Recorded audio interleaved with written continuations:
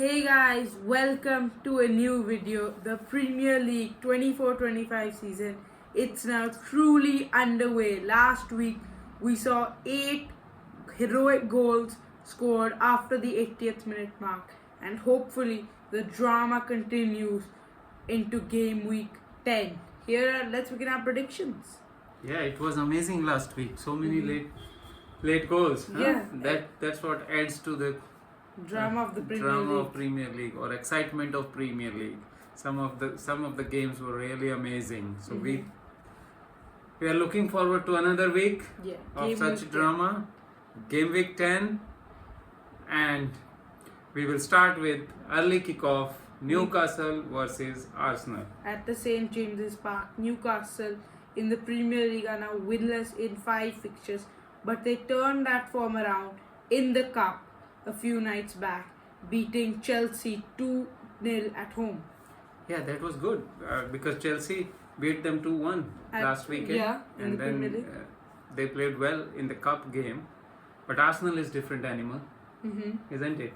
Yes. They showed it against Liverpool. They have that quality. They have that energy. Even with so many players injured, they are still believing and playing with some kind of positiveness, togetherness, and with energy. Yeah. What do you think about the game? Arsenal, you were talking about the injuries, which have been a major crisis in recent times. However, they're healing now. We are expecting to have a Saliba-Gabriel partnership once more. Gabriel picking up a slight knock against Liverpool, Saliba picking up that red card against Bournemouth. So they're set to be back. Bukayo Saka, we saw he's fit in the last game. He scored that goal. And I think he'll continue that goal-scoring form at St. James's Park. But Newcastle will be able to hold Arsenal. I just feel they've got that bit of energy in them. 1-1 draw, Bukayo Saka to score, and Arsenal to move further away from the title. Yes. For me, I also choose no clear winners here because Arsenal, due to their injury, will be a little bit limited. No So Captain for me, it will Maldoja. be a 2-2 and Alexander Isaac to score. Okay. Now moving on to the next fixture, Liverpool against Brighton. Arne Slot is looking to become the first ever Liverpool manager in the Premier League era to win 8 of his first 10 games. And now I think we can finally say Liverpool have been tested. Some people were saying that they've had some easy early fixtures, but now back-to-back games against Chelsea and Arsenal and that midweek Champions League fixture against RB Leipzig. And now I think we know where this Liverpool team stands. Yes, they are good. They are good. He has provided some structure to the defense, and yes, he is more focused on not conceding silly goals. Yeah. And then making the foundations to attack, but not really like Jurgen Klopp. Not it's a gegen pressing or very quick football. It is more like foundation, setting up foundation, looking up for the formation, passes yeah. between the lines or over the midfield. So all these kinds of things. But I still think they are not ready product yet. Yeah. Because against Arsenal, against Chelsea, there were phases of the game where both opponents were really on the top. But then saying so, Liverpool came unscathed from those 2 games. They won against Chelsea, they drew against Arsenal, and in the midweek cup game also they beat Brighton. And I'm also again looking forward to this game because both the teams have some foundation to attack. Brighton also play with high line, and I can see a lot of goals there. And for me, the score will be 4-2 and Mohamed Salah to score. Yeah, this game is always a tough one to call because looking at the last 8 fixtures between these two sides in the Premier League, Liverpool have won 2, Brighton have won 2, and 4 have been draws. So it's a tough fixture for Liverpool always, but I have a feeling they will be able to scrape through this. Another clean sheet, another victory, 3 more points on the bag. 2-0, Mohamed Salah to score. Next up is Ipswich versus Leicester. Yeah, this is another major relegation fixture. Leicester have now picked up 6 points in the last 3 games, but looked well off it against Nottingham Forest last weekend. Yeah, Ipswich also were really unlucky against Brentford. Yes. You could say that. They hit the post in the 97th minute, could have made it 4-all. They scored 3 goals. They tried their best, but unfortunately it was not enough. But I've got the feeling that Ipswich's time is coming. But these kind of fixtures, they're going to need to win if they won't have any hope of surviving in the Premier League. And I think at home at Portman Road, it might just be the moment for Ipswich. They will probably be leading, but I think Leicester's Premier League experience will help them to get back in this. I'm going for a draw, 2-2, and English striker Liam Delap to score. I think, although the result was not really what they would have liked, but Yeah. they played really well in that game That's the against a thing. good team, Brentford. Kieran And- McKenna has been speaking about that. They've got in the positions to win games. They've been in good positions. They've played good football, but I just feel they're lacking that clinical edge. Yes, they are lacking it, but then that game will give them a lot of confidence, and I think that confidence will reflect against Leicester City at home, Portman Road. Uh, their fans will be crazy behind team, and this time they will win, have a victory, 2-1, Delap to score. Okay, now down to the South Coast. Bournemouth against Manchester City. Bournemouth required the 96th minute Evan Nilsson equaliser away at Aston Villa. Manchester City needed a 6th minute they scored against Southampton. We had the feeling that was going to be the opening of the gates and opening of multiple more goals, but it was the only one. City had the ability to score last Saturday against Southampton. Yes, but that game and this game will be totally different because Bournemouth is in much better shape than Southampton, and Yes. they can attack too at the same time. And Man City, a lot of injuries at the moment, at the crucial moment, I must say. They have 12 outfield fit players who've actually made an appearance under Pep Guardiola. I think some of them must be returning, and they will be fine because still the team what they have it's a is good a team. quality team, and they can very well beat Premier League teams with that kind of team at their disposal. So I would say it will be a scrappy game. Somehow Man City will find a way, as they always do. 2-1 victory, Erling the King Haaland to score. Okay, I disagree with you here. City's injuries are now going to catch up to them. Bournemouth are playing okay football. They're in a better position than ever under Andoni Iraola. 1-1 draw, and Phil Foden. He scored in each of his last 5 games against Bournemouth. He'll continue his record and get off the mark this season. Southampton against Everton. Unlucky Southampton, we've got to say at this point. They were 2-0 up, 25 minutes left against Leicester. Leicester then scored 3 goals. Then they managed to hold off Manchester City the entire game except for one crucial point in the 6th minute. Erling Haaland's winner. And I think Southampton, they've impressed me finally. They're showing that their defense can hold away.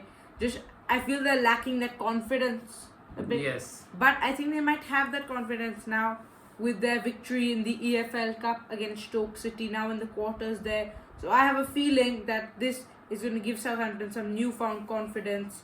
Everton were rested midweek, but they're away, not at their fortress Goodison Park. Despite their good form, I think Everton's good form, I think they'll be a bit too relaxed for this game, and Southampton will catch them. 5 goals, entertainment, but in Southampton's favour. 3-2, Cameron Archer to score. For me, it will be a draw. Southampton will be at home, and they are gaining a little bit composure, a little bit confidence, little bit of structure in their play, Yeah. and this will be a draw. Calvert-Lewin to score for Everton to secure a point. Okay. 2-2. Nottingham Forest against West Ham. What a season! What a Nottingham start Forest Nottingham Forest is having has. an amazing season so far, already 8th in the Premier League and looking to battle for the European positions. West Ham might just have started their campaign under Julian Lopetegui with that controversial 2-1 victory over Manchester United. But I think Nottingham Forest, too good right now. Wood on fire. Elliot Anderson, his statistics are amazing. The wingers Elanga and Hudson-Odoi are doing well. At the back, Murillo, Aina, Moreno all performing, and Mark Selden goal has been incredible as well. And they will keep collecting those points. 2-1, Callum Hudson-Odoi to score. Yeah, for me also the result will be in the favour of Nottingham Forest. Wood to score. Wood is On amazing fire. striker. Third top Recent strike rate is amazing for him. Yeah. 2-0 Wood to score. But I would like to mention one thing. Nottingham Forest is the kind of team, and the way they play, it is very anti-West Ham United. West Ham United, in this new Julian Lopetegui age, they are trying to make from the back, playing a lot of passes, slow passes and trying to build the foundation and then attack, but very, very vulnerable on the counters. Nottingham has that courage of playing between the lines and do counters so quick with their players like Hudson Odoi, Ilanga and all. Yeah. So that will be, they will play in West Ham's, Nottingham Forest's hand, and West Ham will lose this 2-0. Okay, Wolves against Crystal Palace now. Crystal Palace won their first game last week. Wolves collected a point as well. Let's start with Wolves firstly. 88 minutes down, 2-0 down away at Brighton, and they show that spirit to keep Gary O'Neill at the wheel for them.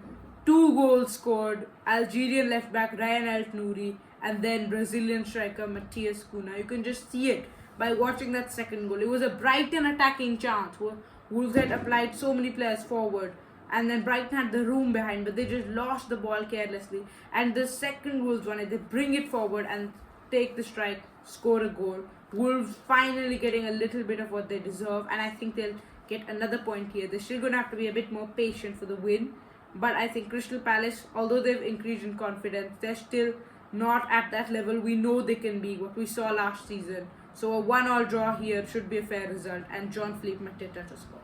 Yeah, I think Wolves, it is not a true table. It's not reflecting the way teams play. Yeah. Wolves is playing much better, and I think their schedule is also difficult for the first 10 games. But now they've got a few and easy they will next improve. 2-3 fixtures. And against Crystal Palace is their chance, but still it will be, for me, these are two equal teams. Wolves playing slightly better than Crystal Palace.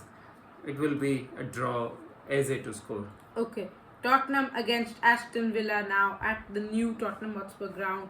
But that is a ground Villa love to play at, because in the last 4 fixtures away at Spurs, they have won all 4 of them. So a very good record away at Tottenham, including last season when they beat them 2-1 thanks to goals from Pau Torres and Ollie Watkins. Yes, for me, it will be in the Tottenham Stadium. Tottenham really fresh with the midweek League Cup win against Man City, one of the best team in the world right now. And this confidence will take them forward in this game also. And they will win this game, but it will be full of goals. Entertaining game. It will be 3-2 for me, and Kulusevski to score this goal. I disagree. I think Villa have that power now in them. They did play midweek, but they lost, so they're looking to bounce back from that. 2-2 draw, and English 22-year-old midfielder Morgan Rogers to score. Next up is Fulham against Brentford. Mid-table teams, London derby here, but Fulham are now facing a crisis in midfield. They never bought that proper replacement for Joao Palhinha, and now they've lost Sasa Lukic, so they're very low on squad depth. Sander Berge is having to play much higher than he would have preferred, and it's costing Fulham because they lost 3 points. It converted into 1 against Everton, and they are starting to lose games now, Fulham. Brentford, if you want entertainment, you need to watch the Bees. 7 goals last week, 8 before that. It is pure class the way they do it. First it was that first minute goals they used to score. Now it's these last minute goals that are coming. Brentford is just brilliant to watch. And I think we're going to have a good game here, but not reflecting, the scoreline won't reflect it. A tactical good game here, 1-1, Sharda to score. Yeah, for me it will be a very good game, the way both the teams play, and Brentford is entertainment. Yeah, if you want entertainment, just follow Brentford games. That's what I am saying, and this game will also full of entertainment, but Fulham are much smarter. Fulham have the quality up front. All the Brentford also have good forwards, but Fulham will nick this out because of their home advantage. 2-1, Raul Jimenez to score. Okay, now up to the match of the week. 5th against 14th at the Theatre of Dreams. Manchester United against Chelsea. Manchester United a few hours ago have just confirmed the signing of Ruben Amorim. Yes. But he will not be in the dugout for this game. Yeah, he's going to be there this weekend. Then at home to Manchester City. Then his final game against Braga. And then he'll be available for a Europa League night. So for now, it's a big test for Ruud van Nistelrooy. Yes, I think he was good midweek. Yeah, but he you played can't judge it off attacking Carabao football. Cup football and Leicester City. Still, you need some kind of confidence to score 5 goals. Yeah. And he gave free hand to some of the players, and they responded to him. Mm-hmm. So, I must say, Amorim has some job in his hands. It's not really an easy job, and most of these most decorated coaches came here and went away like anything. They Yeah. could not sustain Man United, could not get them up. Mourinho, Van Gaal, now Eric Ten Hag, all came with their reputation very high, and when they were leaving Manchester reputation very United, their reputation was tarnished. Same goes for Eric Ten Hag. So Manchester United, which form of Manchester United will we see? I don't know. But still, I believe that Chelsea has in them. Chelsea can beat them. Chelsea will lead in the beginning, but in the second half they will get tired, and Manchester United somehow will nick the goals, and it will be a draw. 2-2. Palmer to score for me. Yeah, real drama in this game. Manchester United, they just find a way at times to win games, and sometimes they're inconsistent, but they always find a way to win games.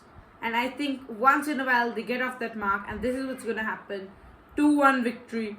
Danish striker Rasmus Højlund to score and give Ruud van Nistelrooy an enjoyable night in charge of Manchester United. Yeah. Thank you guys for watching this video. Please like and subscribe and share this video. Thank you for watching. Thank you.